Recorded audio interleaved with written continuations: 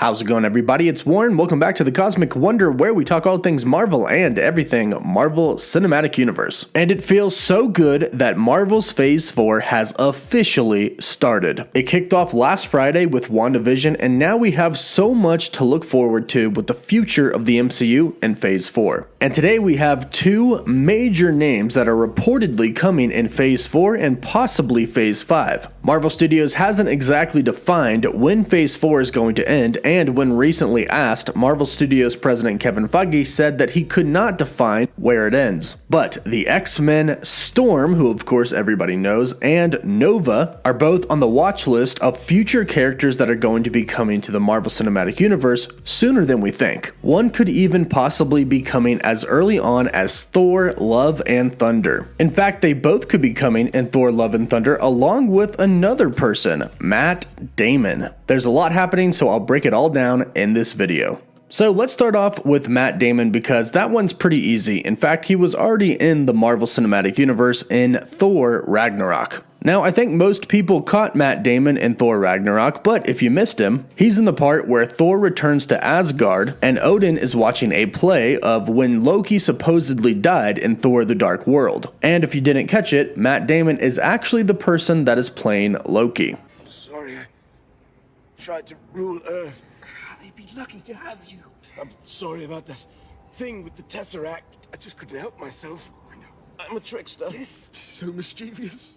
So the fact that we have some reports stating that he's coming back and going to be in Thor Love and Thunder isn't all that surprising. Over the weekend, numerous Australian news outlets reported that Matt Damon arrived in Sydney, Australia via a private jet to begin his mandatory quarantine ahead of production. So Matt Damon is returning to the Marvel Cinematic Universe. Now right now it's unsure of what role he's going to exactly play. The Asgardian that he played in Thor Ragnarok was an unnamed role. For the credits, it even says unnamed Asgardian actor. And this is actually a really good thing, because the fact that his character was so undefined in Thor Ragnarok means that he could kind of be anybody. He could be a very important Asgardian, someone who might go on to help Thor in Thor Love and Thunder, or they could simply erase the fact that Matt Damon ever played this character because technically he didn't since it was an unnamed role, but he did. However, they could just make him another new character with no ties to who he played before in Thor Ragnarok. Now, also keep in mind that Christian Bale is going to be playing Gorr the God Butcher, and this was confirmed by Marvel Studios president Kevin Feige during the Investor Day. And Matt Damon and Christian Bale are pretty good friends and have starred in things together in the past. One of the recent films that starred them two together was Ford vs. Ferrari. So the fact that they're now in another movie together isn't all that surprising. Now, will he go on to help Thor and some of the others defeat Gorr the God Butcher? We'll have to wait and see. But as of right now, it looks like Matt Damon will be returning and taking on either his old role or a new role in Thor Love and Thunder. Then we have a rather interesting report that says Storm is going to appear in Thor Love and Thunder. Specifically, that Storm is going to be a part of the Thor Corps. So this report is coming from Daniel Richmond, who says that Storm will have a cameo in Thor Love and Thunder. But also, we have had a report about this in the past as well. Some of you may recall the account Roger Wardell on Twitter. This is an account that before Avengers Endgame came out, he posted a ton of spoilers months in advance and was completely right about everything. I'm talking 100% accurate on everything that was going to happen in the movie. Well, since then he started a new account, an account that some people were kind of skeptical about whether or not it was really him.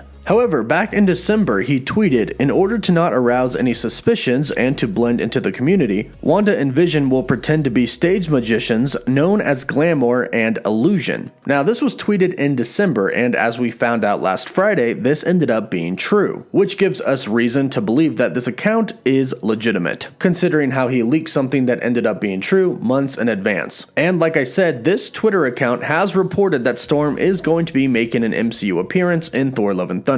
Back in March of 2020, he said a version of Thor Corps will make its way into the upcoming Thor 4. Notable members of the team include Beta Ray Bill, Dargo Thor, Thunderstrike, Simon Walterson / Throg, Groot, Gamora, Sif, Angela, and Storm. Now, the Thor Corps was a part of the Avengers Secret Wars Battle World storyline, a storyline that I truly believe Marvel Studios is setting up right now in the MCU and will eventually lead up to in about 7 to 10 years. But the Thor Corps was made up of multiple men and women across Battleworld and served as God Emperor Doom's police force. In order to become a member of the Thor Corps, one must be worthy to wield the power of Mjolnir during a ceremony held in one of the halls of Doomguard, the Thor Corps' base of operation. Now, eventually, Jane Foster's Thor from a different universe would realize that God Emperor Doom was actually the villain, and she would get the Thor Corps to turn on Doom. And then ultimately, they would fight with the good guys. Now, of course, this actual storyline is not going to be a huge part of Thor Love and Thunder because Secret Wars and Battleworld are probably years away. But of course, they're going to start to be set up now. However, if we look at the Thor Corps, we do have several members already existing in the MCU. We know Jane Foster's Thor is going to be a major role in Thor Love and Thunder. Groot is technically with Thor right now since Thor left with the Guardians of the Galaxy after Avengers Endgame, and most of the Guardians are confirmed to have cameos in Thor Love and Thunder. And we actually saw an Easter egg for Beta Ray Bill in Thor Ragnarok, and we saw the homeworld Corbinite of Beta Ray Bill in Avengers Endgame, so he exists in the MCU somewhere. It also says that Lady Sif will be a part of the Thor Corps, and as far as we're concerned, she is alive. We didn't see her in Thor Ragnarok, which is good because most of the people that we did see ended up dying. But then it also says Gamora is going to be a part of the Thor Corps. Now remember, there is a Gamora now in our present timeline, although it isn't the one from our timeline. But perhaps Thor manages to track her down, or the Guardians of the Galaxy manage to track her down, and she wants to be a part of the Thor Corps. And then of course, he mentions Storm. Now how exactly Storm is going to come into play in Thor Love and Thunder, I'm not quite sure at this point. But I can say that in the comics, Storm does have a history with Asgard. At one point in time, Loki ends up giving Storm her own hammer, and it's called Stormcaster. And when she's given this hammer, she gains Thor-like powers, even though her and Thor's powers aren't exactly that different to begin with. And Storm would go on to occasionally use Stormcaster randomly throughout the comics. So if this report ends up being accurate and we do see Storm in Thor Love and Thunder, I'm definitely looking forward to her wielding Stormcaster.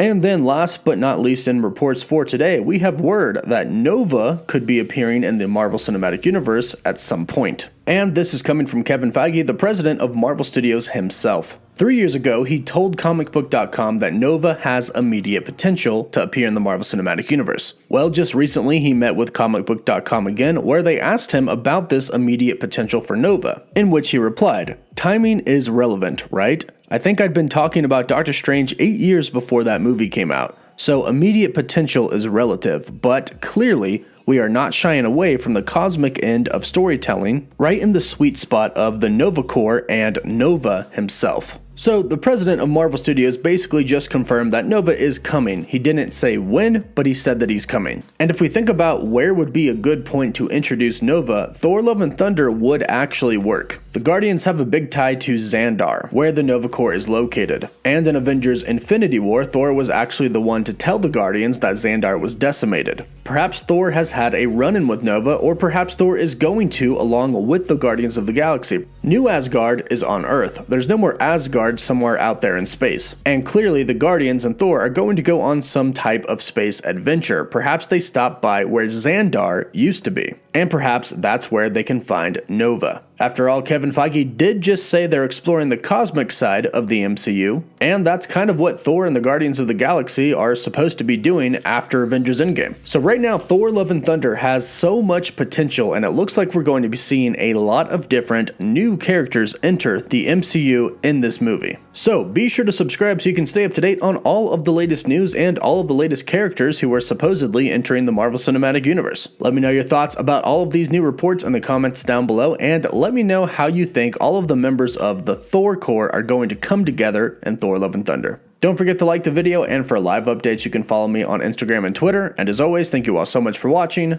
Woof woof.